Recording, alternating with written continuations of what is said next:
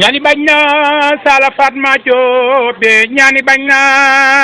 ye ñani bañ na Diallo Sala Fatma Khourédia. Bon, je me présente, je m'appelle Hassan Faye, président RAC-KM, regroupement des acteurs culturels de Keur Massar. D'ailleurs di nuyu sama patron le président d'honneur monsieur Gueye Ndiaye ak tous les membres de RAC. Tey ñu ngi fii CSA assemblée générale bu SYNAPROX di wax ni en tant qu'artiste ñëw nañu en masse. Alors vraiment Somo dara warul ko lak lu dul ñun artistes yi dañu war a jot suñu suñuy yelleef ak suñuy droit ak li nga xamante ni moom la ñu réew ñu war a jox looloo tax ñu ñëw. Vous dire merci d'être là, à toute la presse, tous azimuts, à dire comment nous sommes contents de vous voir ici à notre conférence de presse, une conférence donc qui vous est destinée. Nous tenons à remercier aussi la CSA, d'abord qui en la personne de son représentant ici, M. Ibrahima Gueye, d'avoir bien voulu nous inviter. Remercier donc les membres du staff, le secrétaire général adjoint, le secrétaire à l'organisation, voilà. Et lui qui me signale qu'on s'excuse déjà du retard qu'il y a eu. Nous en excusons. Donc, vous dire souhaiter la bienvenue, avant de dire tout simplement que nous avons appelé pour parler de deux points essentiels que sont la copie privée et les relations qu'il y a entre la SODAV et le SYNAPROX. Essentiel. Et dans cette relation entre le SYNAPROX et la SODAV, évidemment, il y a ce point focal des statuts des artistes, qui concerne essentiellement les artistes, qui, je le rappelle, nous sommes plusieurs corporations aujourd'hui. Il n'y a pas que des musiciens, il y a plusieurs corporations qui sont là ce soir. Et nous tenons à les remercier de leur présence. Alors, je prends la parole pour juste dire qu'il y aura quelques intervenants. Il y aura les invités qui étaient prévus. Donc, déjà, il y avait M. Ibrahima Gueye, il y avait aussi deux autres du gouvernement qui étaient là, qui étaient prévus, mais qui ont envoyé un représentant. Il est en route, voilà, c'est ça. Il était prévu aussi un showcase. Malheureusement, les artistes, bon, non, voilà. Quand même, bon, féliciter en tout cas tous les syndicalistes que nous sommes, parce qu'ils auront compris qu'en fait, rien ne s'est donné, que tout s'est fait. Dans la vie, on a dépassé, nous autres artistes musiciens, le statut, le cadre de l'association pour emprunter ce défi syndical. Donc ça change. Aujourd'hui, on nous a toujours reproché notre défaut d'organisation. On n'a jamais su s'organiser pour faire quelque chose, faire des choses. C'est dommage, mais quand même, tout le monde se félicite de là, justement, de l'existence de ce syndicat. Parce que ce syndicat s'est illustré dès la naissance par une adhésion monstre de la part des acteurs culturels. Et cela s'explique parce qu'il y a eu beaucoup de frustration, énormément de frustration. À tous les niveaux, nous partageons tous le même dénominateur commun, la frustration. Et surtout, le défaut de reconnaissance. Les artistes tardent à être reconnus. Évidemment, il y a énormément de progrès, il y a eu beaucoup de choses qui ont été faites entre-temps, notamment la copie privée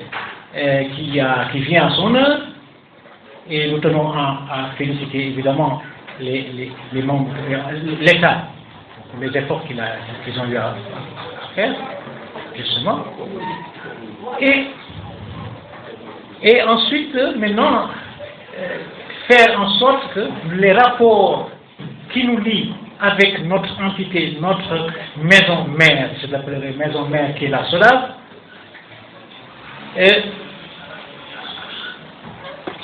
s'était détérioré à un niveau vraiment extrême. Et aujourd'hui, il est grand temps, vraiment grand temps, de parler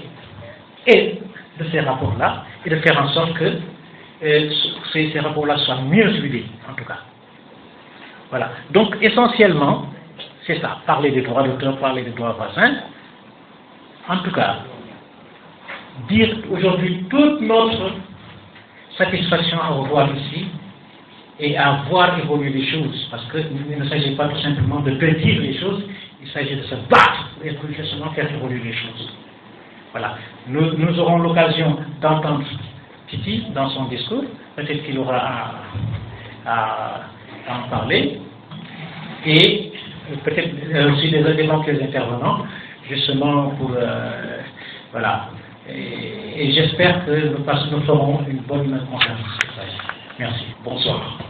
Tout d'abord, nous vous remercions d'être présents aujourd'hui. Et vraiment, vous avez tout fait pour vraiment être là. Et on vous donne toutes nos excuses. Mais sans plus tarder, comme vous voyez qu'il fait un peu avec la soirée,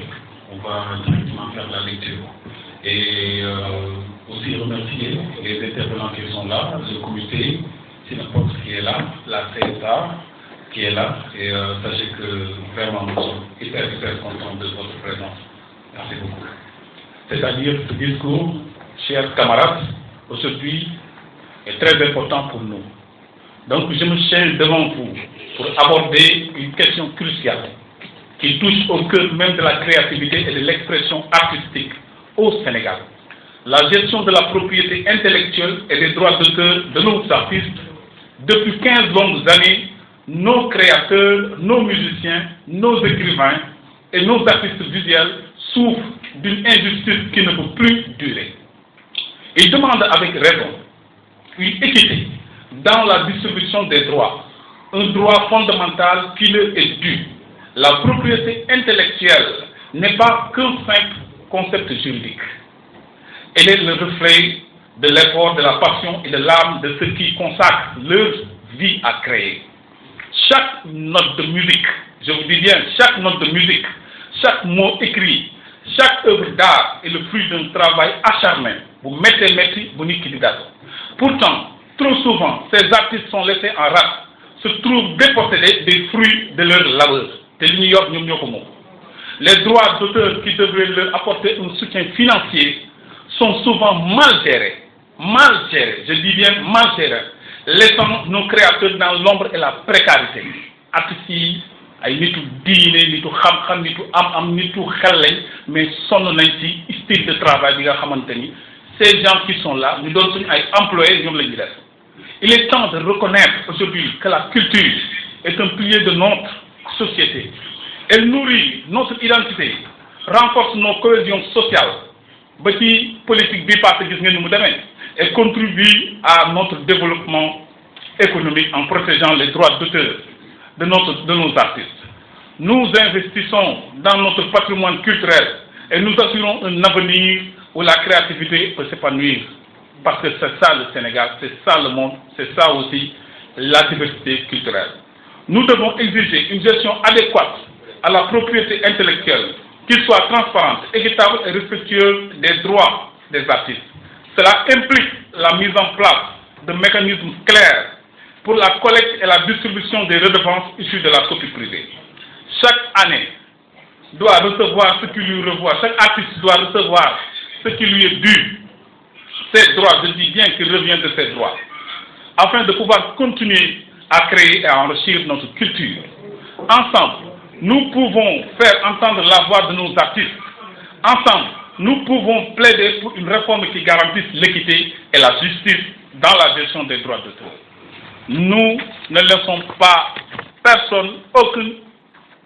qu'aucune personne bafouer les intérêts de ces artistes, des créateurs,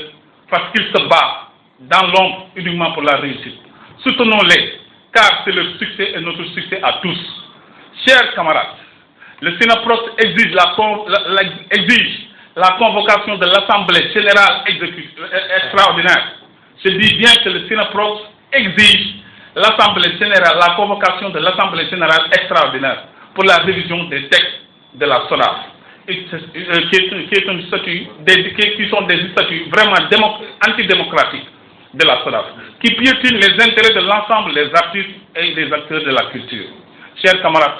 des membres du Sénaprox ont impulsé et participé activement depuis des années à l'élaboration des textes de la copie privée et leur application. Nous saluons fortement la signature du décret portant rémunération pour copie privée par le chef de l'État. Mais la commission copie privée de la SODAV est disqualifiée et nous exigeons une nouvelle commission pour copie privée juste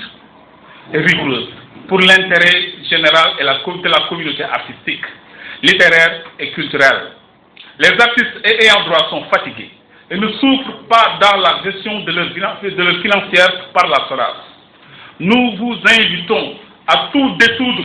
je dis bien à tout dissoudre, tout, au terme d'une assemblée générale extraordinaire et opter résolument pour une SODAV au profit de l'intérêt général de l'ensemble des artistes et acteurs culturels de tout le pays du Sénégal et de la diaspora. Nous exigeons la dissolution ou la révocation des membres dirigeants parce qu'ils ont irrégulièrement occupé la direction au mépris des règlements et lois en vigueur. Tout le monde a vu comment ils ont bafoué les règles du principe de la contradiction qui veut que les membres de l'Assemblée soient communiqués aux candidats. Tout le monde a vu comment ils ont bafoué les règles du principe de la contradiction, qui veut que les documents soient communiqués aux candidats. Et ça ne s'est pas passé comme ça, nous le savons bien. Avant la tenue de l'Assemblée générale, de la façon dont ils ont usurpé les droits des acteurs culturels,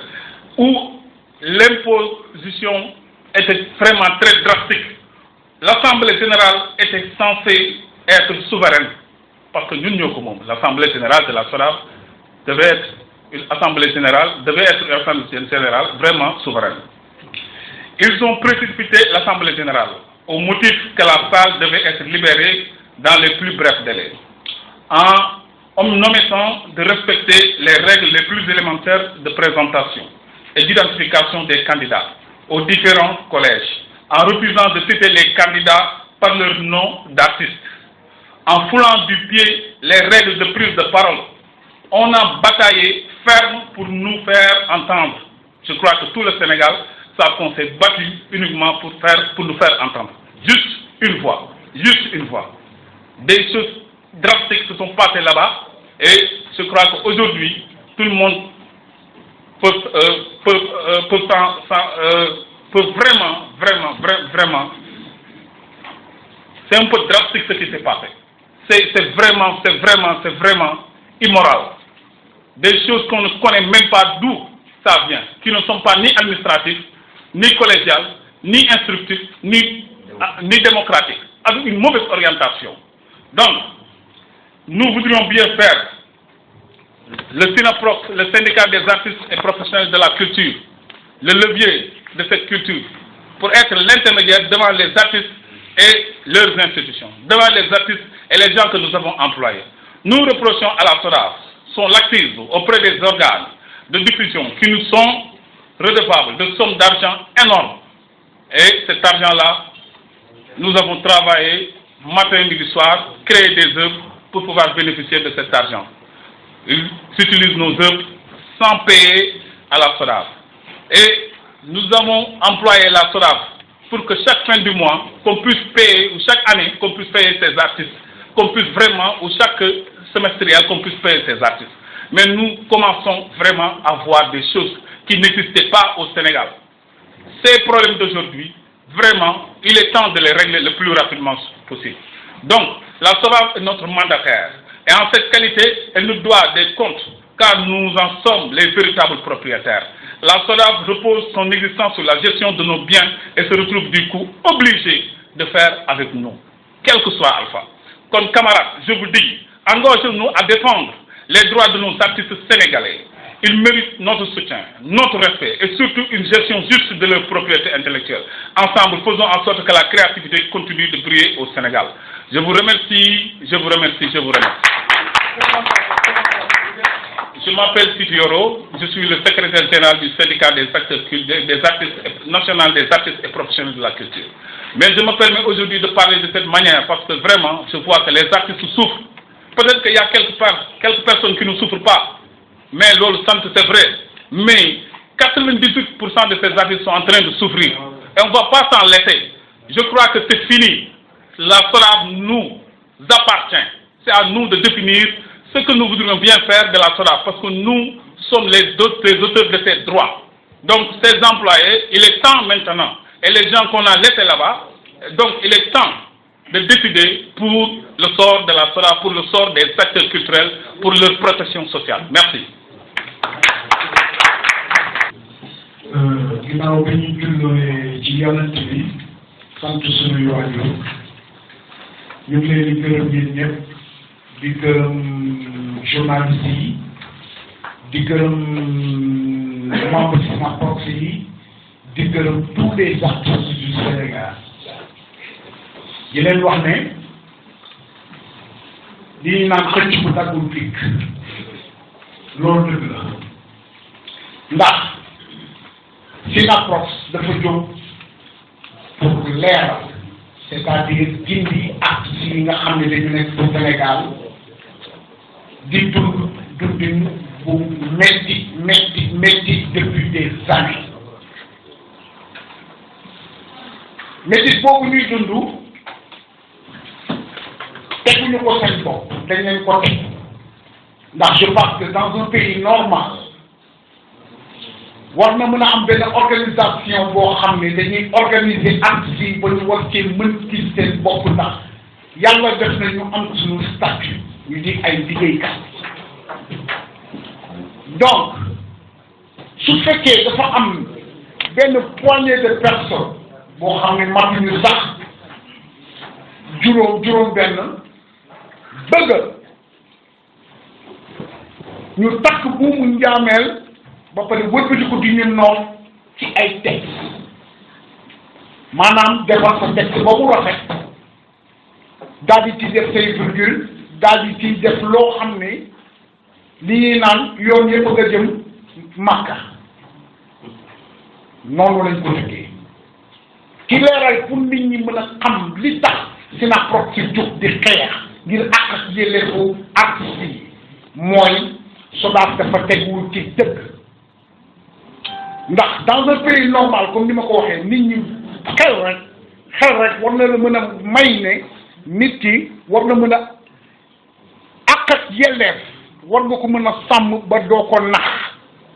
parce que ci ay texte lañ ñu nax ñu ci ay texte organiser ay assemblée générale yoo xam ne masul sax 30 minutes pour fal benn PCA te PCA bi ngay fal nee na la man may naa la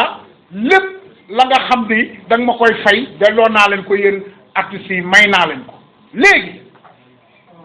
damay jël lu ñuy naan essence ba moom laay jël ak fu ma dëkk je pense bien mais est-ce que nit ku normal dina liggéey ci bénévolat nit ku normal ka nga xam ni da ngaa judd dem école ñu jàngal la say waajur fay ngay dem ba nekk quelqu'un ñu jox la benn poste de responsabilité fii ci biir Sénégal nga xam ne on est 17 millions d'habitants nga ne kat damay liggéey ba dee may naa leen ko bu leen ma fay looy fayale say doom jàng donc am na lu ciy ñuul amul fenn artiste Sénégal mais ñu goree ngo depuis des années plus de 20 ans ñuy muñ boo demee SODAV ñu ne ñoom ñooy porter garant pour dem ci télévision yi ñu leen di fay ñoom képp boîte de nuit dañoo war a fay restaurant dafa war a fay yeneen ak yeneen yu war a fay nga ne man kat ñooñu nanguwuñu fay yow luñ lay dékkee suñu société lan lañ lay dékkee suñu société c'est parce que yow matayoo liñ la dénk adduna day dox xale yee ngi màgg artistes yi sonn ñii di feebar di dee da ngay toog nit woola na la boo ma dimbaliwul duma ngénte tey boo ma dimbaliwul tey sama jabar dafa feebar boo ma dimbaliwul ordonnance bi du ma ko am mais lan mooy problème bi mooy ñii nga xam ne ñoo ŋànk gestion collective yi fii ci biir Sénégal di ay société ñu dénk leen pour ñoom ñu protéger ñu ñoom ñooy fo dañuy fo matadiwuñ lañ leen daan doyee ñu wëlbati ko di organiser ay séminaires un peu partout dans le Sénégal di dem vacances loolu vacances laa ko tuddee jël koom-koomu waa SODAV li nga xam ne war nañ ko mën a yëkkati jox ko artistes yi demee ko ay vacances région bu ne ñu ne dañ fay organiser ay séminaires dañoo war a def ay formation pour les artistes ñu fay leen ay péjom yu dëgër ñu dugal seen poche dem noppal seen yàq loolu lañ fi nekkee donc bés dafa jot te bés du ñàkk te démb moo waral tey nag xaritu artistes yi rakku artistes yi magu artistes yi baayu artistes yi ndijaayu artistes yi ñoo jóg tey pour xeexal artistes yi wax ne lii nga xam ni mu ngi ci biir Sénégal di fi dox depuis des années muy benn lobby bu ñu créé di coxamee suñu alal duñ ko nangu li ñu bëgg mooy révision des textes de la SODAV niñ ko tëggee juróom benn ya toogoon tëgg ko pour seen propre intérêt ñu tojaat ko noonu artistes yëpp yi nekk ci biir Sénégal booloo daal di toog ñu saytu texte yi daal di def une assemblée générale extraordinaire ñu liggéeyaat ko artistes yi gis seen bopp ci Sénégal bi ci des mooy ku seetlu ku am seetlu dëgg te doon doomu réew mi xam nga ni musique bi dafa dellu ginnaaw à 100%, art bi dafa dellu ginnaaw à 100%. Nos artistes n'ont pas de valeur. Les artistes sénégalais amatuñu valeur li ko indi moom mooy benn poigne nit ñu nekk ci kaw coll ba toog di buum di jël sunu alal di ko utiliser di def ay standing ovation di dund bu neex ñun suñuy njaboot ñu ne fi di torox amuñu lenn lu dul aar duñ ko nangu ñoo bañ léegi nag damay interpeller gouvernement Sénégal di rafetlu li nga xam ni mooy copie privée bi président signé muy Bassirou Diomaye Diakhar Faye dama bëgg il faut ngeen tàcc ko ndax lu ñu xeex ay at la mënuñu ko am Macky Sall jaar na fi signé wu ko Ablaye Wade jaar na fi signé wu ko moom mu ñëw doon xale comprendre lan mooy aar ak artistes yi ni ñuy souffrir mu ne man kat artistes yi dinaa jóg dimbali leen ku mu neex ne politique maa tey liggéey signé copie privée bi ba ñu gisee ministre bu toog le lendemain la ñu signé copie privée te ñoom xeex nañ ko ay 12 ans ñaata 12 ans Damay wonala buma joyo yermande wonala Diomaye wonala buñu joyo yermande wona adisa ko sonu la ngeen ma bay mo gën léegi nag Sénégal dafa am lu ko yitteel artistes yi dafa am lu leen yitteel xam lan lañ bëgg buñ leen fayee copie privée bi ñu génn jënd kër buñ leen fayee copie privée bi ñu génn jënd oto ak at bu ne ñu am oto at bu ne ñu am kër gu bees parce que artistes yi c'est des nobles te muñ nañ ko fi xaar nañ ko fii muñ nañ ko fii vraiment li président def mais dafa rafet yëpp ko rafet da ngay toog ak nit sax mu ne yéen de président sagal na leen ndax signé na loo xam ne wax dëgg yàlla ngeen ci mën a am loo xam ni vraiment problème yi war na mën a jeex yi artistes yi di dund bravo président mais nag booy denc ci jàjj na ko moor max yëpp bu ñu jëlee ña nga xam ni ñoo fi toogoon yor une gestion nébuleuse de cette société tegaat leen fii bàyyi danañ sonn de lu raw la ñu daloon moo ñuy dalal artistes sénégalais yi nee nañ ñett nee nañ ñoo bañ ñu xamee ko noonu gisee ko noonu ndax on a lancé une pétition incha allah pétition bi ñun sax dañoo yéemu ci yàlla ndax ñoom plus de 5000 personnes man dama dem ba sama portable bi dafa yàqu ku ma mën a may portable sax damay jël dafa yàqu ndax ñi lay woo par jour ci ay artistes te ñu xam ne tamit copie privée c'est des objets connectés carte mémoire bu defagul dara lu tax nga naan man artiste bii duma ko fay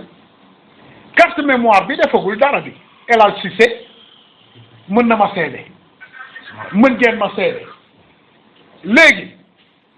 ordinateur bi defagul dara télévision bi taalaguñ ko nga ne kat man ñi may fay xaalis bi moom mooy ñoo xam ni ay artistes yu génnee ay œuvre lañ mais artiste mën na bañ a génnee œuvre boo xam ni c'est ci mais artistes yi dañuy def benn single bi toj adduna da ngay gis benn peintre bu def benn tableau buy wër adduna fépp foo dem ci ministère ba fekk fa tableau bi nañu génnee seen jikkoy caay-caay boobu ñuy préparer nañ ko arrêté parce que cet argent c'est pour les artistes ñoom ñoo ko moom nañ ko delloo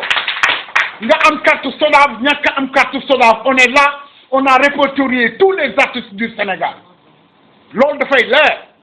nga am carte SODAV nga ñàkk am carte SODAV ci nga bokk président moo la ko signal may la ko jërëjëf fo salaam jërëjëf tout le monde jërëjëf waaw maa ngi tudd Bill Diakhou casquette yi ma sol nag dafa xaw a bëri di ambassadeur de l'agriculture di porte-parole waa Sinaprox jërëjëf à tous les journalistes. à entendre nit ñi ni ñuy waxee il faut liñ ci mën a déduire mooy que nit ñi dañuy waxee xool parce que tout simplement am nañ lu leen metti dañu am lu leen metti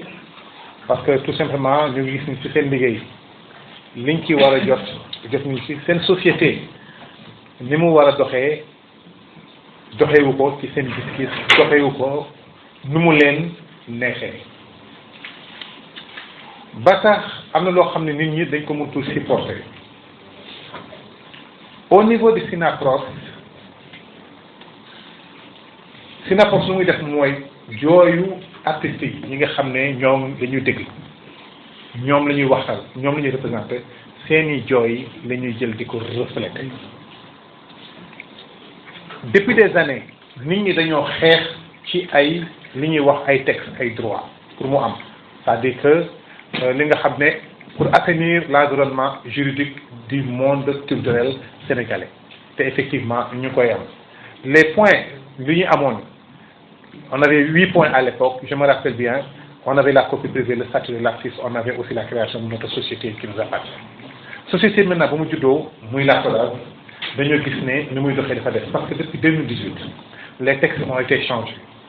ni ñu changé textes yi dañu gis ne c'est pas à faveur des membres c'est des erreurs yoo xam ne qu'il faut rectifier raison pour laquelle le syndicat bi di exiger une assemblée générale extraordinaire assemblée générale extraordinaire li ñu ci mën a def mooy xool statut bi xool texte yi pour le fonctionnement de la société c'est cela qu'on exige parce que benn erreur bu ci gën a benn erreur kese laa ci gën a situé instant bi wax nañ ko waxaat ko wala même di dans les journaux dans les télévisions mooy que chaque année dafa am 12 personnes yu war a génn ci conseil d'administration te su 12 personnes yooyu di génn président conseil d'administration moo koy tànn ay erreur la loo xam ne am na ba pare te mu ngi am depuis 2018 au CICES te loolu Sénat Fox dafa taxaw pour mu dañ loolu pour mu dañ il faut que assemblée générale extraordinaire je le rappelle assemblée générale extraordinaire c'est pour changer les textes pour que fonctionnement bi gën a mën a changer lii nag boo amee contradiction la entre les acteurs et les sociétés ak ñi diriger seen société pourquoi contradiction yi feeñ pourquoi mu am mécontentement pourquoi mu am aujourd'hui malentendu parce que communication moo amul entre la SODAV et les acteurs c'est-à-dire que ñi nga xam ne ñoom ñoo ko moom amul communication rencontre les acteurs man instant bi fàttali ko moom sax ak SODAV nga xam ne c'est une grande rencontre amul soo amul exactement il faut que nit ñi il faut mu demee nii ñoom bu leen neexee toog na ñu ngi liggéey ñii bu leen neexee toog na liggéeyu leen parce que amul information benn information par exemple en 2014 le président de la République Macky Sall avait déclenché benn audit ba léegi nit ñi amuñ ci benn information am na benn rapport boo xam ne am na de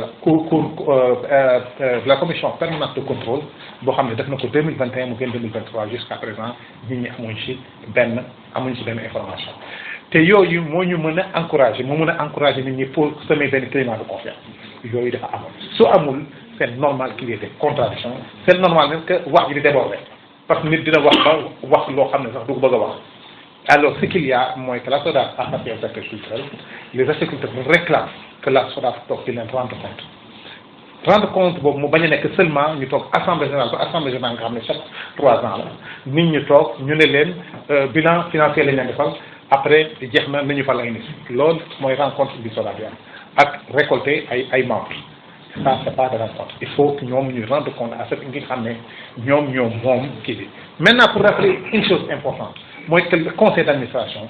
moom dañ ko fal pour mu superviser moom dafa superviser ñi nga xam ne ñooy agent yi conseil d'administration mooy joxe directive yoo xam ne agent yi direction bi moo ko war a appliquer conseil d'administration moo war a contrôler loolu est-ce que am na alors cette lenteur la ñu mënul comprendre c'est quoi parce que aujourd'hui en 2016 on a eu le décret d'application ñu ne droit d'auteur et droit avancé les voisins ba léegi fay ko moo tax ñu ngi yuuxu moo tax mu metti alors il y a à faire il y a un travail à faire il y a des rencontres à faire il y a un travail de proximité à faire de la part de la SODAV pour régler cette contradiction. Je vous remercie. Merci beaucoup. Je m'excuse maintenant. Mesdames, Mesdemoiselles, Messieurs, c'est un plaisir d'avoir toute cette masse de journalistes, je dirais culturels, peut-être. Allô? Ça vient? Je ne saurais m'apprésenter. Peut-être aujourd'hui, nous vous avons invité une séance de prise de contact pour vous faire connaître la naissance de notre syndicat, qui est un syndicat national des artistes et professionnels de la culture du Sénégal. S'il vous plaît. Donc, je vais juste me limiter à vous faire comprendre la mission.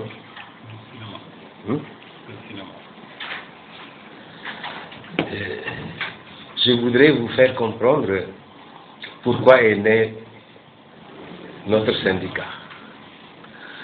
Peut-être on m'a confié les tâches dans le bureau de la gestion du cinéma et du théâtre. Mais il y a d'autres volets qui sont là, qui intéressent le syndicat. Je vais juste vous les énumérer, c'est important.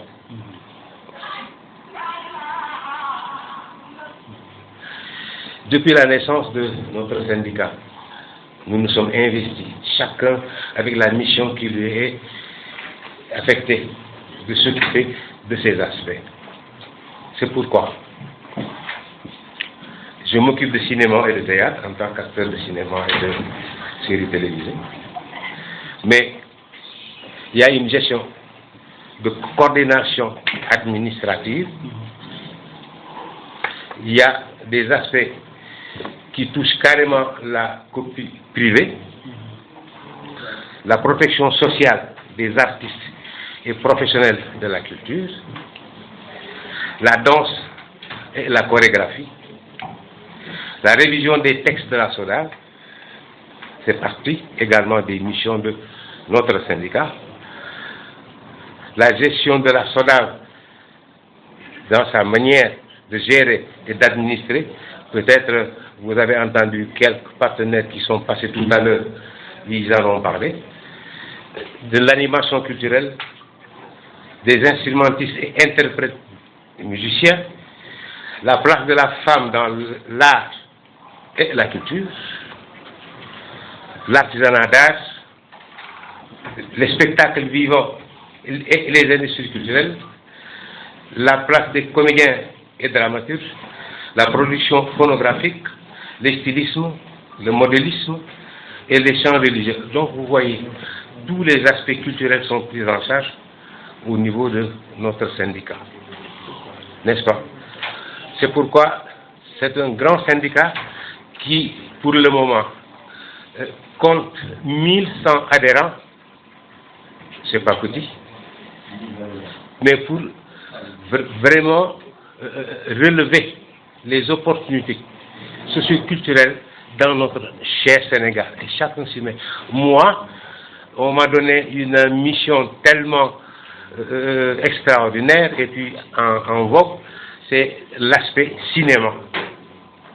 Tout le monde a envie d'être acteur de cinéma, tout le monde est dans les séries, mais j'y vais de manière progressive pour apporter des résultats palpables, probants et pertinents pour que les acteurs de cinéma et les acteurs de théâtre puissent se retrouver dans ce qu'ils savent faire et ce qu'ils veulent faire.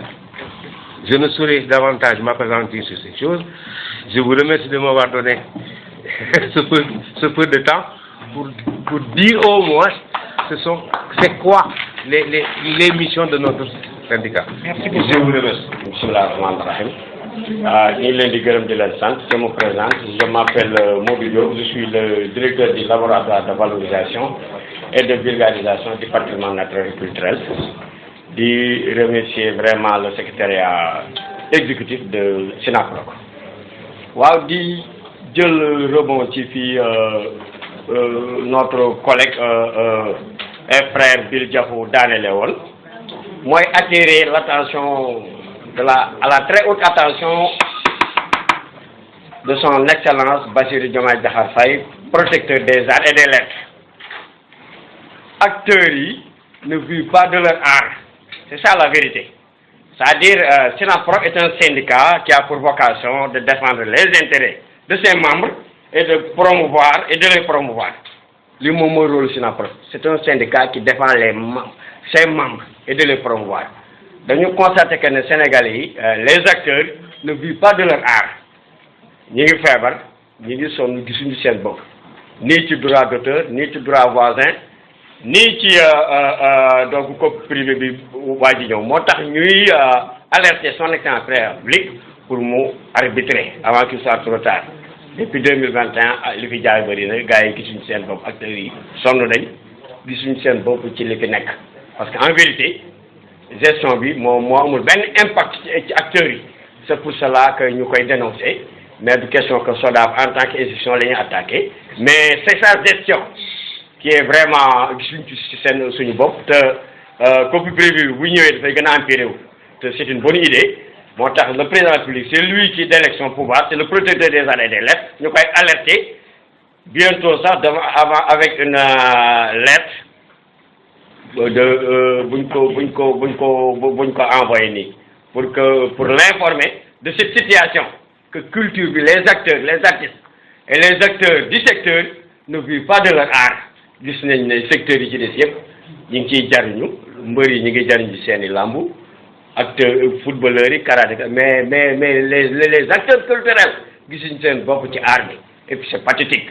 La nature est belle quand elle a l'aspect de l'art. L'art ne peut être appelé beau que si nous sommes conscients que c'est de l'art. Par conséquent, SODAV, effectivement, vient de pétition pour exiger vraiment la convocation de l'Assemblée générale extraordinaire pour nous voir les textes et règlements. Parce que nous sommes impactés dans le discussion. C'est ça la vérité. Moi, je suis pour taxaw syndicat la boo xam ne nii vocation moom mooy vraiment promouvoir les acteurs du secteur. Par conséquent, les plus hautes autorités du pays war nañu dégg wax ji pour mën ko arbitrer avant que ce soit trop tard. Sinon comme privé bi bu ñëwee donc benn impact ci état central rek lay daliwaat allahumma salli ala sayyidina. salaamaaleykum wa rahmatullah waa gi nuyu ñi fi toog ñëpp macha allah di leen sant di leen gërëm seen teewaay di wax ni rek coono artistes yi en général picc yi sax moom la ñuy sabee moom tout le monde ñëpp xam nañ seen coono te syndicat bi li ñu fi dajale du leen lu dul défendre intérêt des artistes en général parce que dañ xam ne Sénégal gii artistes yi dañoo sonn artiste boo ci gis dafa mujj jël beneen xarmat di ko def uniquement pour mën a satisfaire ay besoins te bu sañoon aar kese lay def kon ñuy ñaan yàlla président na gën a taxaw ministère de la culture nañ gën a taxaw SODAV nañ gën a taxaw pour jàppale ñu parce que ñun aar lañu bëgg aar lañu gëm te ci la ñuy dee ndax dafa nekk suñu deret mënuñu ko bàyyi ak lu ñu mën a xarmat ñii ñu ngi ci santé ñii ñu ngi ci commerce ñii ñu ngi ci leen ak leen uniquement parce que mënuñu vivre suñu aar et c'est difficile métti na dañu bëgg am kër dañu bëgg am oto dañu bëgg faj suñuy soxla dañu bëgg sañse ru rafet ñu xam ne ñii ay artistes la te on est digne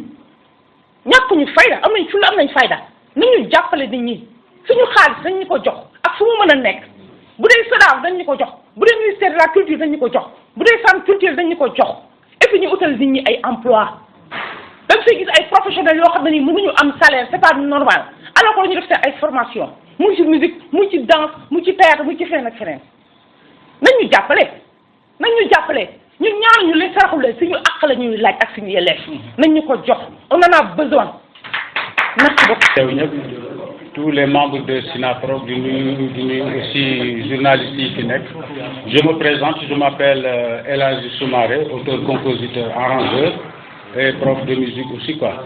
Donc bon di remercier ñi nga xam ne ñoom ñooy initiateur SYNAPROC bi SYNAPROC parce que lu am solo la lu ñu doon xaar la depuis di sant yàlla bi ñu ko amee tey parce que ñun fekkee nañu démb dafa mel ne nag démb moo gën a neex lu tax ma wax la démb gën a neex parce que avant SODAV il y avait BSDA mais avant BSDA dafa am lu fi nekkoon avant BSDA nous les artistes au Sénégal boobu ORTS sax moo fi nekkoon ORTS da ngay ñëw demander tranche en tant que musicien chanteur wala loo mën a doon nga demander tranche ñu jox la tranche ne le jour tel ñëwal nga def sa enregistrement jour ba ñëw nga def sa enregistrement boo paree nga wàcc ci suuf ñu compter nga sa xaalis fay la nga dem si dafa mel ni moment boobu moo làkkoon donc le SODAV ñëw ñu créé SODAV BSDA ñëw en 1972 waaw ñu foog ni dina baax bon muy sooxe et puis sooxe boobu dem ba SODAV ñëw ñu foog ni dina tane affaire bi gën a sooxe donc j'ai l'habitude de dire que la musique sénégalaise est à genoux may dundaat sama baaraam fenn parce que ça fait plus de 40 ans maa ngi ci art maa ngi ci musique te je pense que am na xale yu bëri xam nañ ma parce que ñu bëri formé naa leen ci wàllu musique fii au Sénégal te depuis boobu man j'essaie de faire mon devoir quoi SYNAPROC nag dinaa leen demander aussi ñu bàyyi xel ci lenn muy la formation des artistes parce que bu ñu nee dañu war a ñëpp dañu war a am droit ci droit yi dina jaxasoo parce que bu boobaa ku jóg dina ni je suis artiste ñëpp ay nekk artiste déjà au Sénégal tout le monde est artiste dama koy am habitude de wax souvent la musique sénégalaise est à genoux ab chanteur amul benn chanteur la majeure partie de nos chanteurs là koo ci way xamul sax registre bu muy way xamul sax ba xam voix am soprano wala ils s'y connaissent pas c'est pas de leur faute parce que ils n'ont pas eu de formation les instrumentistes, la majeure partie, ils connaissent, ils jouent, mais li ñuy jouer sax duñ ko xam. Ce qui veut dire que ñun ñi nga xam dañuy voyager di dem partout ci àdduna bi musiciens sénégalais yi dañu absent ci scène musicale yi ci festival yi ci àdduna bi bokkatuñ. Je dis bien Gambie mi ngi ñuy raw Guinée raw nañu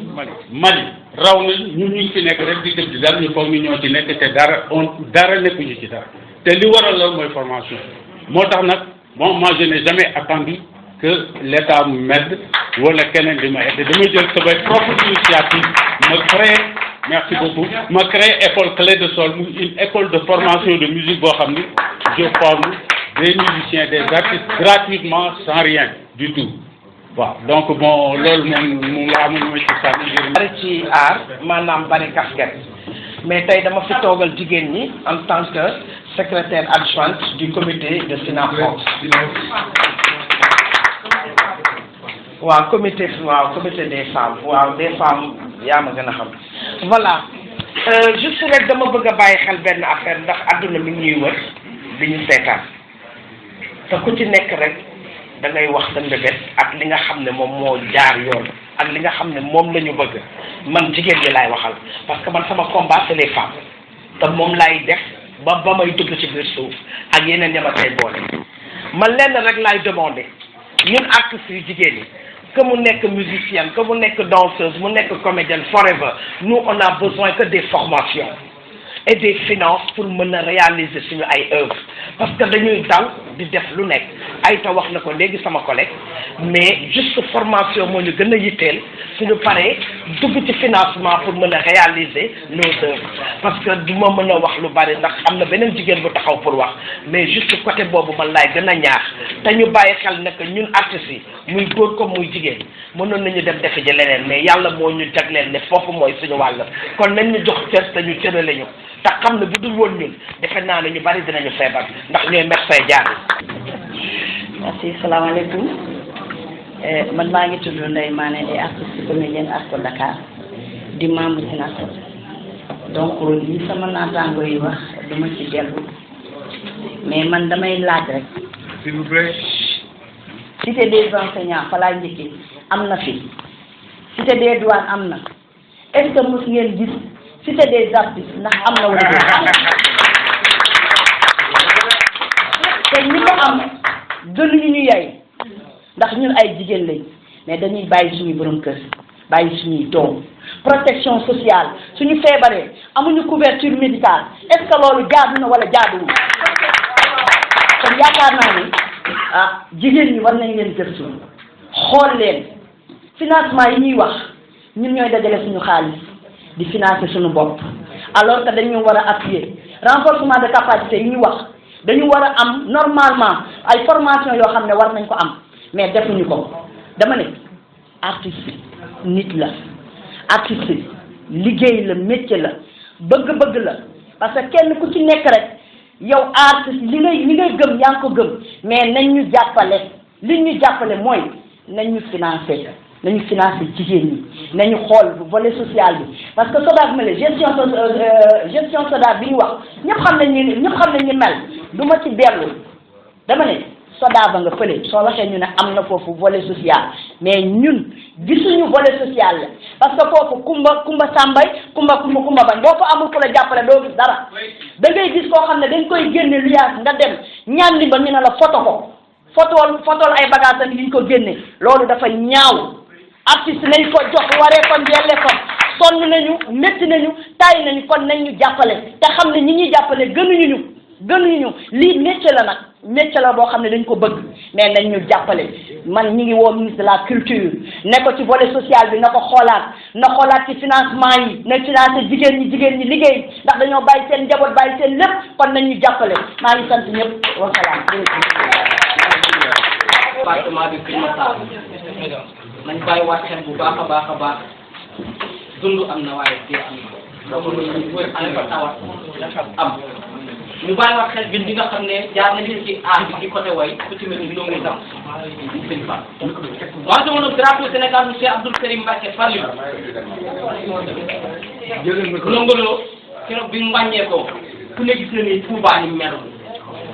adduna bi ñëpp naan lu xel que musicien doomu Sénégal moo wàññeeku ba sëriñ si dëkk Touba Mbacké di laaj lu xew kon musicien yi Papa Thione maa ngi ñaan yàlla xare ko intérêt ko daw dama ne un message bi dem na boo xam ne message bi nga xam ne moom la doon lancé luy jëriñ askanu Sénégal la ñun dëkkuñu Mali dëkkuñu feneen yàlla moo dogal ñun ay doomu Sénégal la te fier d'être kon ñi nga xam ne ay artistes comédiens lañ daan feebar ñu leen di ketal am ñoo xam ne dañoo tàgg seen tànk am ñoo xam ne seen cër lañ ñàkk am na ñoo xam ne tey bu ñu leen jëloon yenn sàr yi jëlal leen daggal leen bor doonte nag damay laaj xëy na yàlla nekkul Europe bàyyi Sénégal mais xëy na matériel yi moo fi manqué woon mais ñu daggal leen bor yóbbu leen faj leen indiwaat leen te xam ne statut leen Baye Mamadou Pène jamono yii nii may wax nii béykat la yor te Baye Mamadou Pène kenn du ko naatable ci aaru Sénégal maa ngi bokk ACOS département bu Kër Massar di nuyu sama président Pathé Sène suma TV maa ngi lay nuyu ñoo bokk ACOS maa ngi ziar ñëpp di wax ñëpp di leen jox seen yëguwaay artistes yéen ñi ngeen yéen maa ngi tubaat ci kàddu yi ci dëgg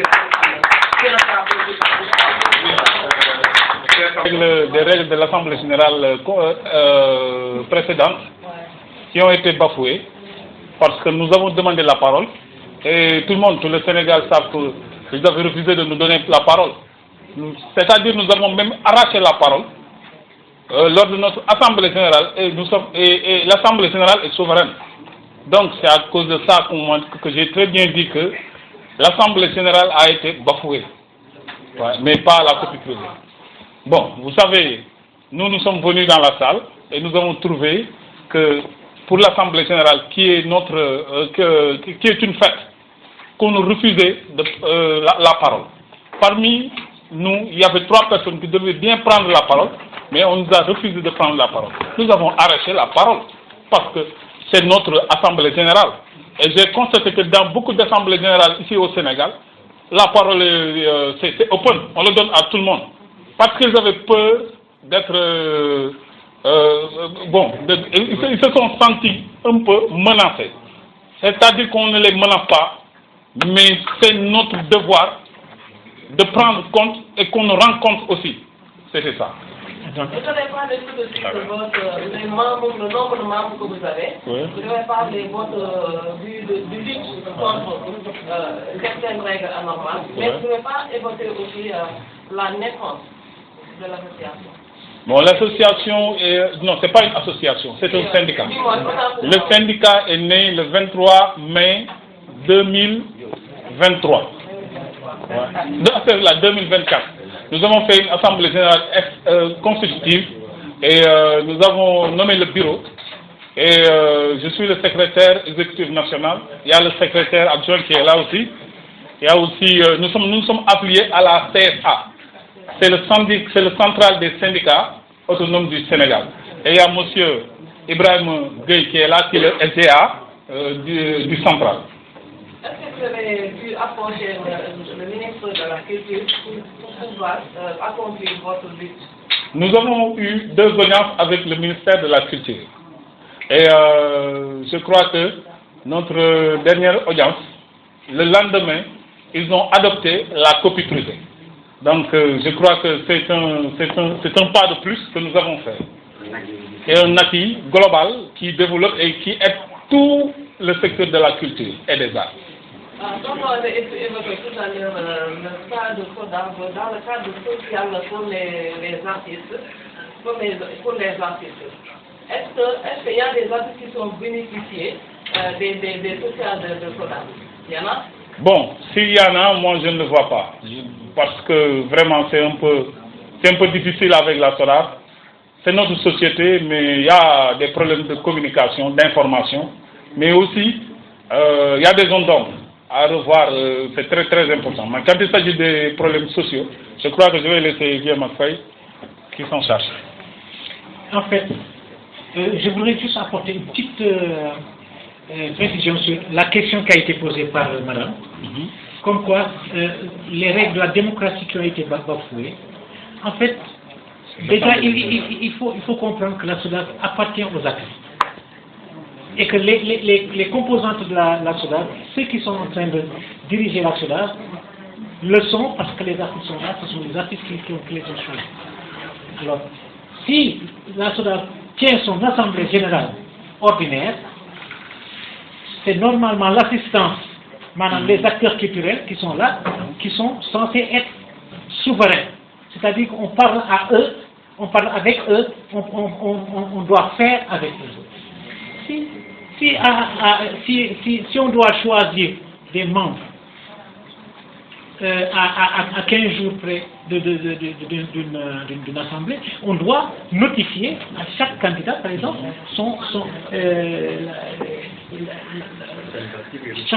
chaque candidature doit être, voilà, il doit y avoir une notification, mais ça n'a pas été le cas. Donc, en plus, les identités des candidats ont été tout simplement bafouées. Moi, par exemple, je me suis présenté, on m'a présenté sous le nom de Papa Boubacar Faye. Qui connaît le nom de Papa Boubacar Faye? Moi, je suis vieux ma frère. Vieux ma frère, ma famille. Donc, si on n'est pas Boubacar Faye, quand on m'a voté, c'est ça. C'était une injustice vraiment. Ensuite, je me suis dit, ok, pas de problème. Et puis, d'autres choses, c'est-à-dire qu'une assemblée générale, ça se prépare, on ne peut pas la faire en 2 heures de temps. Nous disons non, il faut faire vite, il faut libérer la salle. Pour une société sérieuse. Ensuite, même pour nous donner la parole, pour parler, c'était un problème. Donc, il y a tous ces inconvénients-là que, bon, voilà, c'est ça. ñani bañ na Sala Fatma Diop de ñani bañ na ye ñani bañ na Diallo Sala Fatma Khourédia. Bon, je me présente, je m'appelle Assane Faye, président RACAM, regroupement des acteurs culturels de Keur Massar. D'ailleurs, de nuyu sama patron le président d'honneur Moussa Gueye Ndiaye ak tous les membres de RAC. Tey ñu ngi fii CSA assemblée générale bu SYNAPROX di wax ni en tant que artiste ñëw nañu en masse. Alors vraiment Somo dara warul ko lak lu dul ñun artistes yi dañu war a jot suñu suñu yelleef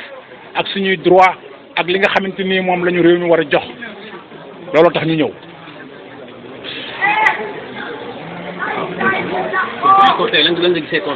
waaw conférence de presse moom ça a été quoi vraiment kilifa yi ñëw nañu secrétaire général bi ñëw na membre bureau SYNAPROX yi ñëpp ñëw nañu en masse. Vraiment dañuy ñaan daal gouvernement bi déglu ñu ak xel parce que lu ñu fi wax am na solo surtout copie privée bi nga xamante ni mooy waaj a ñëw bu ñu sañoon bu ñu koy partagé ñu teg ko ci loxo yu wóor waaw parce que artistes dañu sonn fii Sénégal les artistes sont fatigués boo seetee fii Sénégal ñi nga xam ne ñoom ñooy dund ci art di ci lekk c'est toujours les mêmes têtes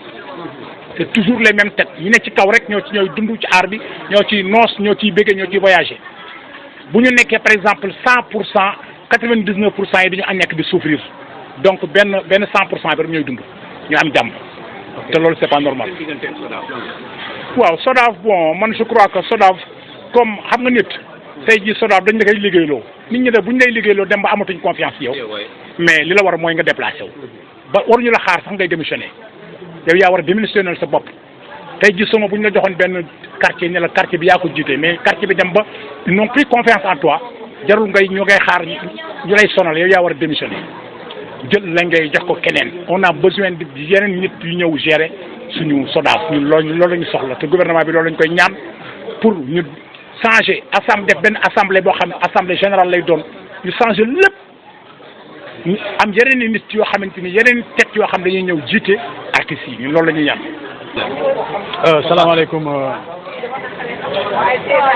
salaamaaleykum man maa ngi tudd El Hadj Cissé nekk le président de Sama Instrument nekk en même temps le chargé de finance bu SYNAPROX tey ñu ñëwoon fii nii ci CSA di remercier waale ñi nga xam ne aussi moom mooy waa CSA ci dalal bi ñu dalal tey seen makkaan bi ñu def fi lii di point de presse yi nga xam ne nii tey dafa jëm ci waxtaan ci li nga xam ne nii moom mooy les difficultés yi nga xam ne nii daanaka moom la le secteur de la culture di dund et que pourtant loolu mënoon na ñàkk parce que xam nga tax ñun tey jii mën naa ne ñun secteur bi am nañ tey jii benn kër am nañ société boo xam ne tey jii nii si yoon société boobu bu doxoon ni mu war a doxee tey jii ay protection sociale ay li jëm ci ay logement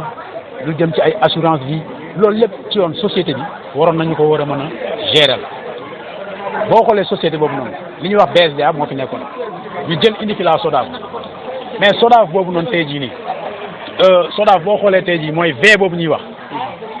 boo xoolee muy les droits voisins parce que BSDA moo fi nekk ñu jëlee fi BSDA teg fi li nga xam ne nii moom mooy la SODAV c'est parce que dañu bëgg a jël en compte ñi nga xam ne nii moom maanaam mooy dëkkandoo yi maanaam les droits voisins te pourtant boo xoolee depuis que SODAV existé ba léegi droits voisins yooyu ba léegi mën naa ne mënuñu ko appliquer depuis 2016 ba léegi droits voisins yooyu mën naa ne doxul donc man dama jàpp ne loolu déjà benn injustice la parce que mënoo fi jëlee benn société boo xam ne moom moo fi nekkoon ñu koy wax BSDA nga teg fi la SODAV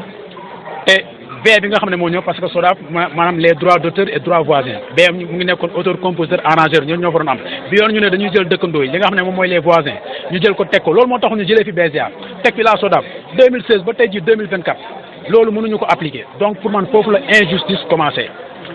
xam c'est parce que dañ ne woon droits voisins yooyu ñu ne copie privée mooy li nga xam ne nii moom moo ko war a alimenter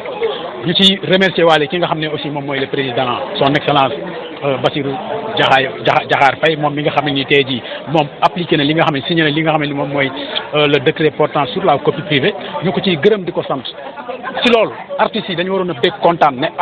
copie privée kat ñëw na mais artistes yi boo xoolee tey jii dafa mel ni dañoo gën a tiit gën a jaaxle parce que président signé na décret bi ñu gis ñoo xam ne ni tey jii ñoom ñu ngi nekk ci biir SODAV bokk ci conseil d'administration bi parce que ku nekk xam na ne société ay SODAV ni muy demee société de gestion la te société de gestion yi ni muy demee dañ naan les associés de la société de gestion collective ñu ne sont rassemblés par exemple en collège selon la nature de leurs activités maanaam bu ngeen déggee ñu naan ay conseil d'administration yooyu ngeen di dégg benn yooyu noonu ñuy dégg maanaam ñoom ñoo nekk ci biir collège yooyu xam nga parce que ñoom chaque jour dañuy créer ay affaires yoo xam ne ni tuddee ko les collèges mooy conseil d'administration yi ngay dégg ci ay assemblée générale ñu koy voté ñooñu nekk ko ba pare encore ñu ne les collèges ñu ne leur fonction c'est de permettre aux ayants droit d'une même catégorie de déterminer par exemple leur position ci maanaam seen ay intérêt sur des sujets par exemple d'intérêt commun échéant comme naan donc mën nañ ne kon ñooñu pour ñun dañ fa war a nekkal ñi nga xam ne aussi mooy les acteurs donc tey jii bu fekkente ne koy di tey jii le président dafa signé la copie privée ñu gis kenn ci ñoom génn à la RTS li may wax ni à la RTS la taxaw mu wax bu ngeen ko xoolee di ngeen ko gis jarul may tudd tur mais su ma neexee mën naa ko tudd parce que société bi ñun ñëpp nous sommes des associés société bi ñun ñoo ko moom kenn moomu ko ñun ñëpp ñoo ci bokk yem parce que dañ jàpp ne peut-être ñoom ñoo ñu war a protéger ñu gis kooku par exemple mu génn à la RTS mu wax mu ne la copie privée est collée fondamentalement à toutes les œuvres qui existent et qui sont répertoriées aux sociétés de gestion collective mu teg ci mu ne et qui sont dynamiques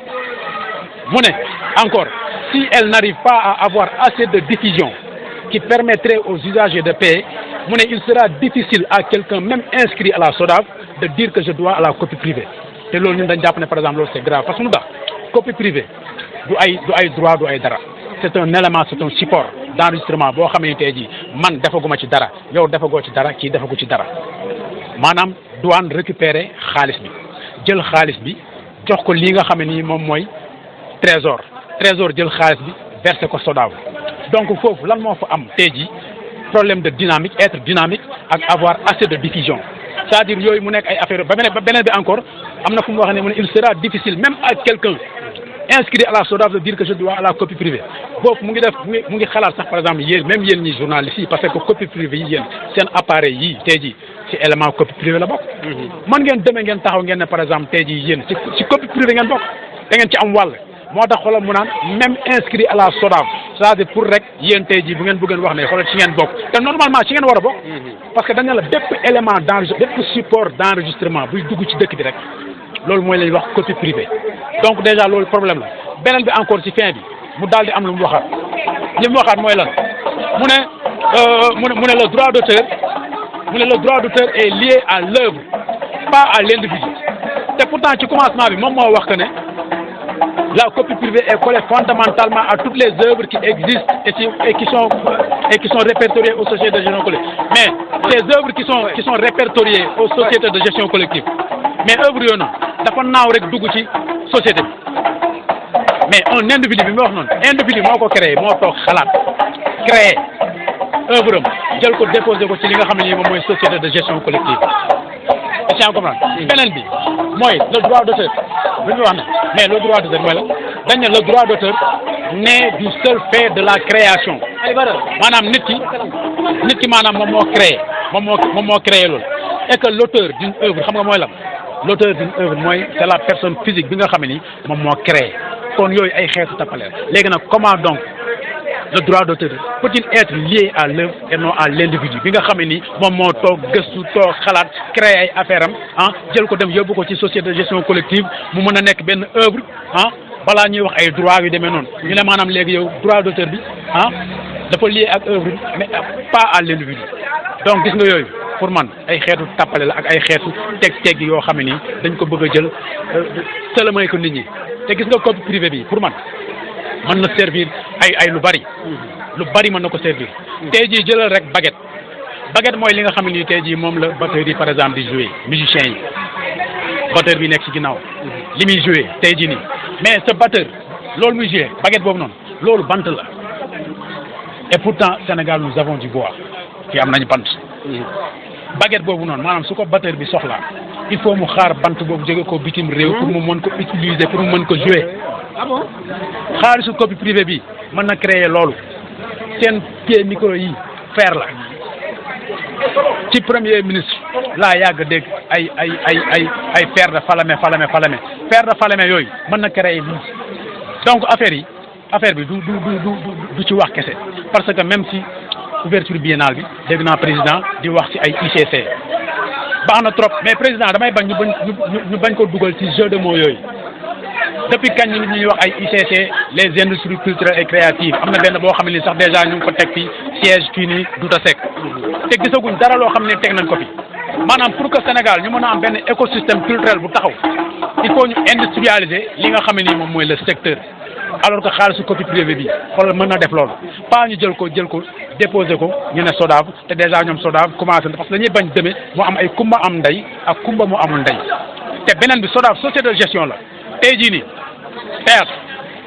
théâtre mën nañ jóg ak cinéma ak danse ak waa art visuel mais mën nañ xëy benn jour ñu ne ñoom dañ bëgg a taxawal seen société de gestion collective mais su boobaa parce que loi bi aussi permettre na loolu permettre na tey jii kenn ku bëgg a taxawal sa société de gestion nga taxawal ko mais ñoom suñ ko taxawalee su boobaa alors que ñu jël copie privée bi jox ko SODAV mu gérer ko mais léegi ñooñu c'est des artistes te dañoo am droit sur la copie privée kon affaire yi nañ ko xoolaat jërë ngeen jëf.